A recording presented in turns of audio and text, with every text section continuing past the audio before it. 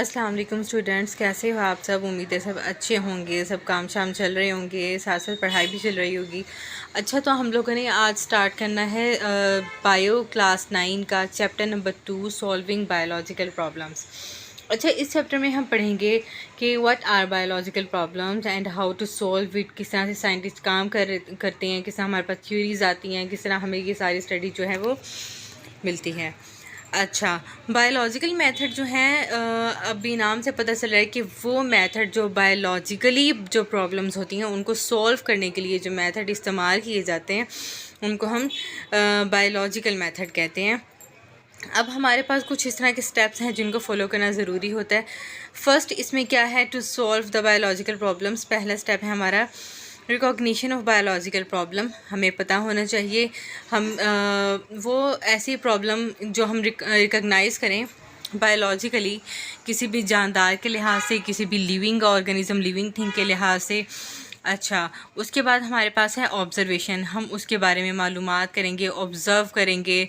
कुछ सेंसेस होती हैं हमारी, हम विज़न है हमारे पास, स्मेल है, टच है, टेस्ट है। इन सब के ज़रिए हम ऑब्ज़र्व करेंगे जिस चीज़ के बारे में हम स्टडी करना चाह रहे हैं। उसके बाद एक हाइपोथेसिस बनती है, वो भी हम आगे पढ़ेंगे डिटेल से क्या होता है। फिर डिडक्शन किया जाता है, उसकी ये कह सकते हैं कि पूछगछ होती है, सारा उसको जो है वो एनालाइज़ किया जाता है। और उसके बाद एक्सपेरिमेंट के बाद हमारे पास आ जाता है जो रिज़ल्ट एक्सपेरिमेंटली हमारे पास कलेक्ट होते हैं उनको समराइज़ करके डाटा एनालिसिस किया जाता है। और उसके बाद फाइनल रिज़ल्ट हमारे पास आता है जो कि हम रिपोर्ट करते हैं अगली सारी दुनिया में। ओके, अच्छा, सबसे पहले ऑब्जर्वेशंस क्या होती हैं। These are made with the 5 senses. कौन कौन सी सेंसेस होती हैं? Vision, hearing, smell, taste and touch, ये सारी हमारे पास आ जाती हैं। ऑब्जर्वेशंस, इन तमाम सेंसेस को इस्तेमाल करते हुए ऑब्जर्वेशंस की जाती हैं चीज़ों की। अब ऑब्जर्वेशन जो है वो दो तरह की होती है, क्वालिटेटिव और क्वांटिटेटिव। जो क्वांटिटेटिव होती है उसको ज़्यादा अच्छा, ज़्यादा एक्यूरेट माना जाता है एज़ कम्पेयर टू क्वालिटेटिव, क्योंकि क्वांटिटेटिव जो है वो हमारे पास एग्जैक्ट मैयर में होती हैं, एग्जैक्ट नंबर्स में होंगी हमारे पास, तो वो ज़्यादा एक्यूरेट होंगी। उसके बाद जो है ये हमारे पास डिफरेंस आ जाता है, what is the difference between qualitative and quantitative observations. अब देखो, क्वालिटेटिव में हमें सिर्फ क्वालिटी का बता रहे हैं वो कि पानी का बॉइलिंग पॉइंट जो है वो ज़्यादा होता है या जो फ्रीजिंग पॉइंट है वो कोल्डर होता है as compare to boiling point. ठीक है, और हमारे पास अच्छा, तो दूसरी एग्जांपल हमारे पास ये आ जाती है, a litre of water is heavier than ethanol.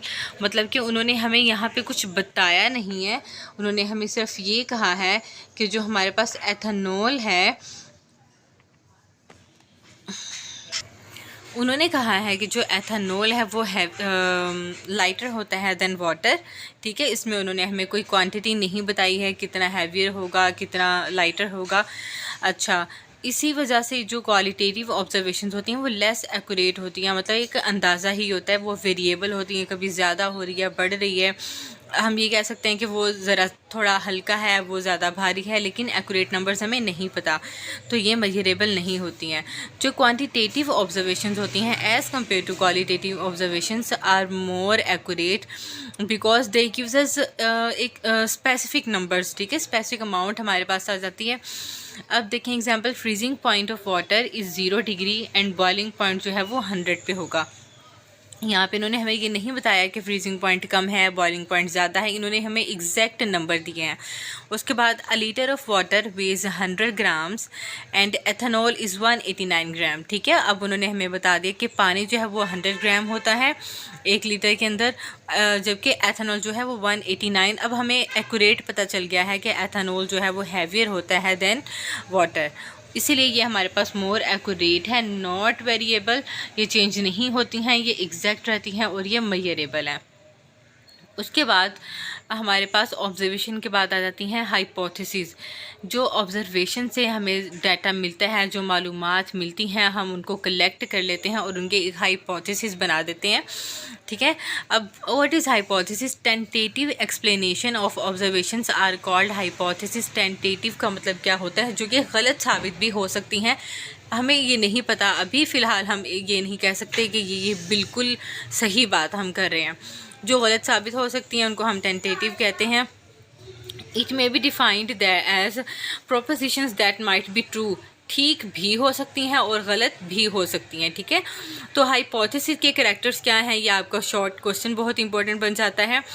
It should B general statement, एक आम सी बात होनी चाहिए जो सबको समझ आ जाए। It should B tentative idea, एक आइडिया है, हम ये नहीं कह सकते कि ये जो बात हम कह रहे हैं ये एग्जैक्ट 100% है। उसके बाद it should be agree with available observations, आप जो हाइपोथेसिस बता रहे हो तो जो ऑब्जर्वेशंस आपने की हैं उसके अकॉर्डिंग ही होनी चाहिए, कोई खुद से ही अंदाज़ा नहीं इसका हम लगा सकते। It should be kept as simple as possible, simple होनी चाहिए। It should be testable and potentially falsifiable, यानी कि अगर कोई हाइपोथेसिस बन गई है साइंस की दुनिया में, वो सबको पता चलती है, तो वो भी उनको ऑब्जर्वेशन के अंडर लाके उनको गलत या साबित जो है वो कर सकते हैं। जो हमारे पास हाइपोथेसिस है वो ऐसी होनी चाहिए, ठीक है। अच्छा, उसके बाद आ जाती है डिडक्शन।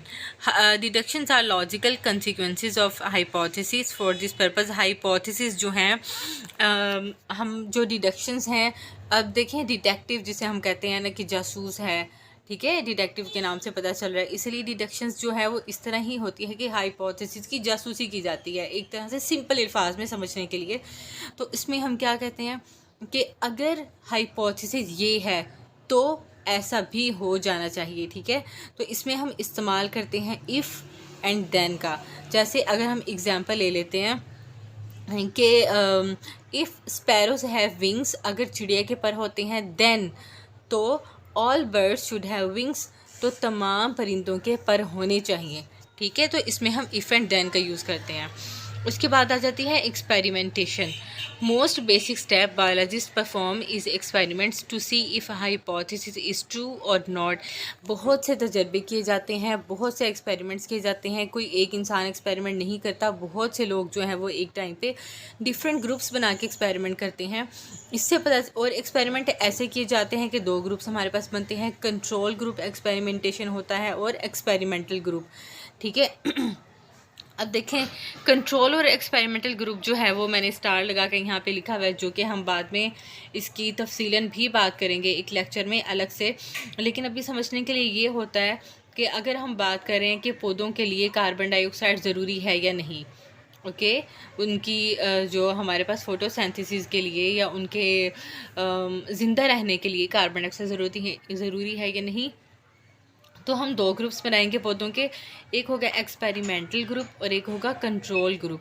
कंट्रोल ग्रुप को हम कार्बन डाइऑक्साइड मुहैया कर देंगे और एक्सपेरिमेंटल ग्रुप को हम कार्बन डाइऑक्साइड मुहैया नहीं करेंगे। उसके बाद हम देखेंगे कि कौन सा ग्रुप जो है वो हमें पॉजिटिव रिज़ल्ट दे रहा है, कौन सा ग्रुप जो है वो ज़िंदा है, ठीक है, फल रहे हैं, फूल रहे हैं पौधे, और कौन सा ग्रुप ऑफ प्लांट्स जो हैं वो मुरझा चुके हैं। तो इस तरह हमें पता चल जाएगा कि हमारे पास अगर हाइपोथेसिस है कि अगर इनके लिए ये ज़रूरी है तो सब पौधों के लिए ज़रूरी होगा, तो एक्सपेरिमेंट से हमें पता चलेगा कि ये बात सही है या गलत है, ठीक है। उसके बाद है समराइजेशन ऑफ रिज़ल्ट्स। इसमें क्या होता है, जो हमारे पास जितने भी एक्सपेरिमेंट्स हम करते हैं उसके बाद हमें रिज़ल्ट जो मिलते हैं, उन रिज़ल्ट्स को क्वांटिटेटिवली सब जो है डाटा को हम क्या करते हैं, इकट्ठा करते हैं। उस डाटा को फिर हम ग्रुप्स में तकसीम करके कंपेयर करते हैं एक दूसरे के साथ, और स्टैटिस्टिकल एनालिसिस जो होती है उन पूरे डाटा की, ठीक है। उसके बाद हमारे पास आते हैं रिज़ल्ट्स। रिजल्ट्स में क्या है, reporting of the result, biologist publish there findings in scientific journals and books. तो हमारे पास जो रिज़ल्ट आते हैं एक्सपेरिमेंटेशन, देखो हमारे पास बहुत से हम मरहलों से गुजर के हमारे पास ये रिज़ल्ट आ रहा है। अब इस रिज़ल्ट को हम ऑफिशियली अनाउंस करते हैं, ऑफिशियली हम उसको जो पब्लिश करते हैं लोगों तक पहुंचाते हैं, बुक्स में, साइंटिफिक जर्नल्स में, हम यूनिवर्सिटीज़ में जाते हैं, कॉलेज में जाते हैं, साइंटिस्ट, और वो सारी अपनी रिसर्च के बारे में बताते हैं कि अब हमें इस बात का ये रिज़ल्ट मिला है। तो ये हमारे पास एक मुकम्मल इन्फॉर्मेशन है किसी भी चीज़ के बारे में। और ये स्टेप बहुत ज़्यादा इम्पॉर्टेंट होता है। और इस स्टेप के बाद भी अलाउ होता है कि दूसरे साइंटिस्ट जो कि आपके इस रिज़ल्ट को सही नहीं मान रहे हैं या फिर जो सही मान रहे हैं, वो फ़र्दर इसके ऊपर स्टडी करें, फ़र्दर एक्सपेरिमेंट्स कर सकते हैं और उसके बाद वो अपना रिज़ल्ट जो है वो सामने ला सकते हैं। ठीक है, तो ये हो गए कुछ बायोलॉजिकल मेथड्स जिनके ज़रिए हम किसी भी बायोलॉजिकल प्रॉब्लम को सॉल्व करने के रास्ते पे चलते हैं। उम्मीद है आपको समझ आ गई होगी। मैंने बहुत इजीली, बहुत सादा अल्फाज में बताया है। अगर आपको समझ आ गई है तो चैनल को सब्सक्राइब ज़रूर कीजिएगा, वीडियो को लाइक ज़रूर कीजिएगा और बेल आइकन पे बटन प्रेस करके ऑल पे ज़रूर प्रेस कर दिए ताकि हम बार बार मिलते रहें। इस तरह से इन्फॉर्मेशन जो है वो एक दूसरे को देते रहें और ऐसे ही फलते फूलते रहें। अल्लाह हाफिज़।